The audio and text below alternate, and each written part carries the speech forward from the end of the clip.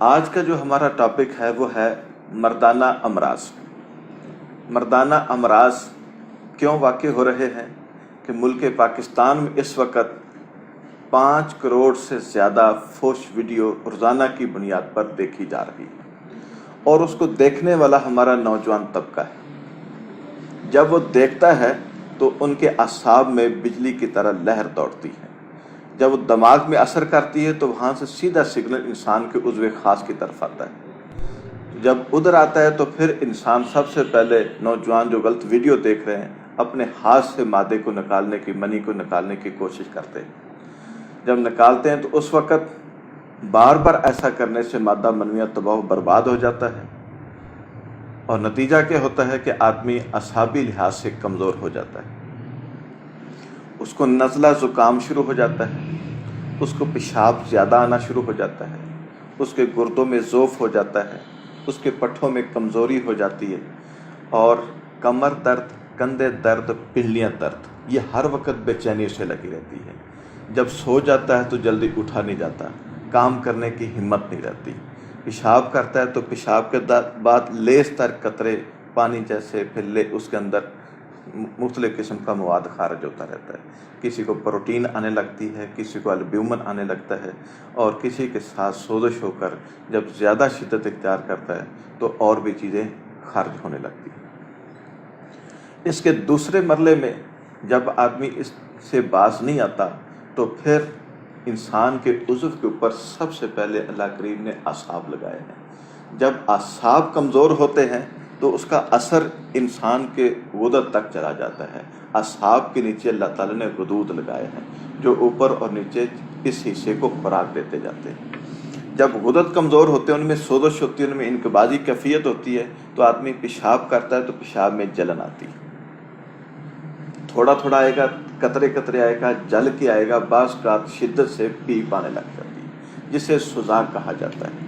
پیشاب ٹیسٹ کرواتا ہے تو پیشاب میں پس سیل بڑے ہوتے ہیں۔ منی ٹیسٹ کراتا ہے تو منی کے اندر بھی پس سیل آ چکے ہوتے ہیں، سپرم کی مقدار کم ہو جاتی ہے۔ اور اگر یہ مسئلہ مسلسل رہے، آدمی اس غلطی میں مسلسل واقع رہے تو سپرم تباہ ہو جاتے ہیں۔ جہاں جاتا ہے علاج کے لیے مارا مارا پھرتا ہے، کوئی پس نہیں ختم کر سکتا، کوئی سپرم پیدا نہیں کر سکتا، کوئی اس کی صحیح تشخیص نہیں کر سکتا۔ بہت کم پڑھے لکھے بندے ملتے، اکثر آدمی نقصان پہنچانے والے۔ نتیجہ کیا ہوتا ہے کہ آدمی سالوں علاج کرتا، اس کے ہاں اولاد نہیں ہوتی۔ کیوں؟ اولاد پیدا کرنے والے جو سپرم وہ ڈیڈ ہو چکے ہیں۔ اس کے اندر جو بیکٹیریا پیدا ہوگا گونوکوکس یا VDRL، جسے ہم آکشے کا جراثیم کہتے ہیں، وینرل ڈیزیز لیٹرلی پروٹین، یہ آ کے اس کے مادہ منویہ کو تباہ کر چکے ہوتے ہیں۔ عموماً اس کو تباہ کرنے والا جو جرثومہ ہے گونوکوکس ہے، وہ انسان کے گردوں میں سوزش پیدا کرتا ہے، اعضائے منی میں، ٹیسٹس میں سوزش پیدا کرتا ہے، عضو خاص میں سوزش پیدا کرتا ہے، اور عضو کے بالکل انسان کے جہاں حشفہ سپاری بنتی، اس کا رنگ بنتا، اس کے نیچے آ کے یہ جراثیم انسان کے لیے اتنی مصیبت کھڑی کر دیتے ہیں کہ زخم کر دیتے ہیں۔ آدمی پیشاب کرنے سے بھی ڈرتا ہے، کرنے لگتا ہے تو اس کو جلن ہوتی ہے، اور جب شدت دیکھتا ہے تو اس میں پیپ آنے لگ جاتی ہے، اور اس کی شلوار یا اس کے کپڑے جس کو پہنا ہو اس کے اوپر بھی اس کے نشان نظر آتے ہیں، اور اس وقت سارے جسم میں جلن کا عمل ہوتا ہے، پسینہ آتا ہے، غصہ آتا ہے، چڑچڑا ہو جاتا ہے، اور آدمی اپنے آپ سے آوازار، اور جسم پہ جلد پہ دانے، خارش اور مختلف قسم کے نشان پیدا ہونے شروع ہو جاتے ہیں۔ جب آدمی اس چیز سے بھی باز نہیں آتا، مسلسل اسے غلطی میں لگا رہتا ہے، تو اس کے بعد عضو کے سب سے اوپر اعصاب تھے، اس کے نیچے غدد ہے، اور اس کے نیچے عضلات ہیں۔ جب مرض عضلات تک پہنچ جاتا ہے تو آدمی کو ہر وقت معدے میں سوزش، ہوا، گیس، ڈکار اور ہاضمہ خراب، بھوک صحیح نہ لگنا، کھا لی تو یہاں رکے رہنا، آنتوں میں ہوا گیس کا عمل رہنا، قبض رہنا، سر جکڑا رہنا، کمر کندھے پنڈلیوں میں کھینچاؤ رہنا، یہ اس سے علامات پیدا ہو جاتی ہیں۔ جب ایسی علامات پیدا ہوتی ہیں تو انسان کو رات کو احتلام ہونے لگتا ہے، اور پھر ہوئے جاتا ہے، رکتا نہیں۔ جیسے جیسے دوائیاں لیتا ہے کام اور خراب ہوتا جاتا ہے، کیونکہ بہت سارے معالج سمجھتے ہی نہیں کہ احتلام واقع کیوں ہو رہا ہے، سوزش کس عضو میں ہے۔ جب تک اس کی سوزش دور نہیں ہوگی اس وقت تک اس کو آرام نہیں آئے گا۔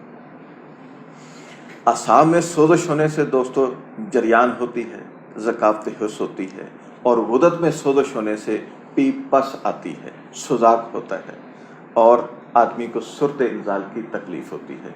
जब उसके अजलात में सोजश आती है, इनकबाजी कैफियत होती है, पेट में हवा गैस के अमल के साथ उसको इख्तलाम होता है, बदख्वाबी, रात को सही ख्वाब ना आना और इख्तलाम हो जाना।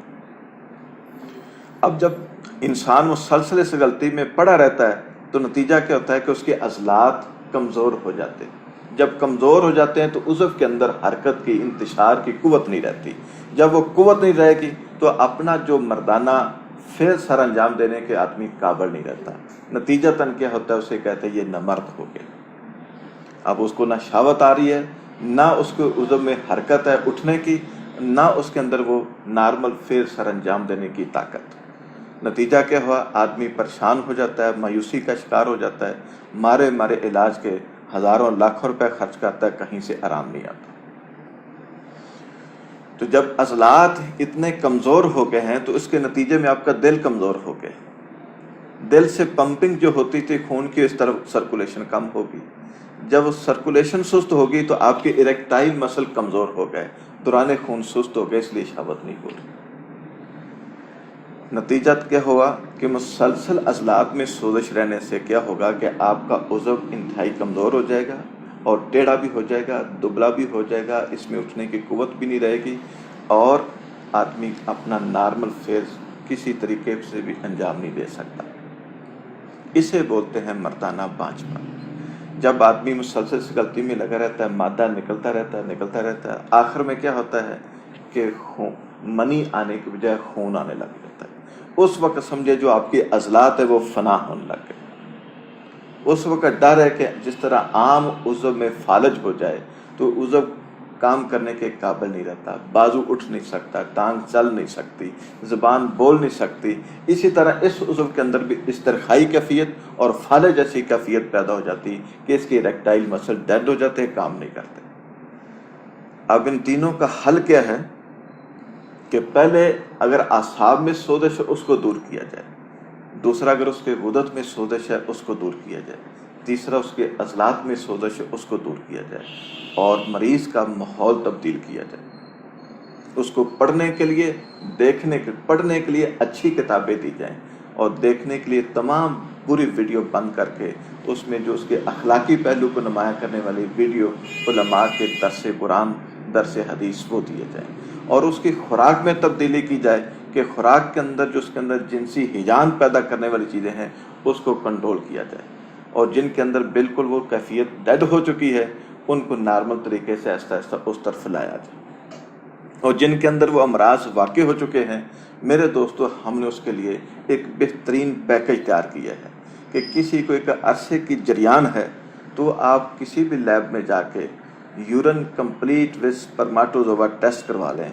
उसमें अगर आपके स्पर्म आ रहे हैं, आपको उसके अंदर कोई तकलीफ़ नज़र आ रही है, तो हमारे पास तशरीफ़ लाएं। हमने उसका ये बेहतरीन तजर्बा करके एक नुस्खा तैयार किया है। अल्हम्दुलिल्लाह जिसको 20-20 साल से जरियान है, ठीक 3 हफ्ते के इस्तेमाल से उसकी जरियान ख़त्म हो जाती है। और जिन लोगों को इख्तलाम है, बड़ी बड़ी दवाइयाँ खा चुके हैं, सालों खा चुके हैं, ये हमारी एक माजून इस्तेमाल करें, 3 से 6 हफ्ते का इलाज है, उसका इख्तलाम ठीक हो जाता है। और जिसको सुरत इंजाल की तकलीफ़ है उसके लिए भी हमने कैप्सूल और गोलियाँ भी बनाई हैं। 2 से 3 हफ्ते के इस्तेमाल से उसको भी अल्हम्दुलिल्लाह अच्छा आराम आ जाता है। और किसी की उज़व में टेढ़पन, दुबलापन, कमज़ोर, इरेक्शन सही ना होना, उसके लिए हमने ये तेल तैयार किए हैं। इसको अगर इस्तेमाल करें मुनासिब तरीके से तो आप अल्हम्दुलिल्लाह 3 हफ्ते में इसको खुश होता, अपने आप को खुश देख सकते हैं कि आपको किसी किस्म की कमज़ोरी नज़र नहीं आएगी। आप अपनी ज़िंदगी का नॉर्मल फिर सर अंजाम दे सकते हैं। और ये माजून जो हमने बनाई है, इस माजून के अंदर अल्लाह करीम ने जो हमें इस माजून के अंदर जो बेहतरीन चीज़ें हमने सेट की हैं, अल्लाह ताला की दी हुई रहनुमाई के मुताबिक जो चीज़ें सेट की हैं, इससे 3 से 6 हफ्ते में आपके स्पर्म की मिकदार खासी बढ़ जाती है। आमतौर पर हमने तजर्बा करके देखा है, जिस आदमी को 4 शीशियाँ खिला दी हैं उसके 20 स्पर्म अप हो जाते हैं। अगर आपके पहले 40 हैं تو اللہ کی مہربانی سے 1 مہینے میں آپ کے 60 ہو جائیں گے۔ اگر پہلے آپ کا 1 ہے تو ٹھیک 3 مہینے کے استعمال سے آپ کے سپرم 60 کو کراس کر جائیں گے، اور یہ ہوں گے بہترین قسم کے۔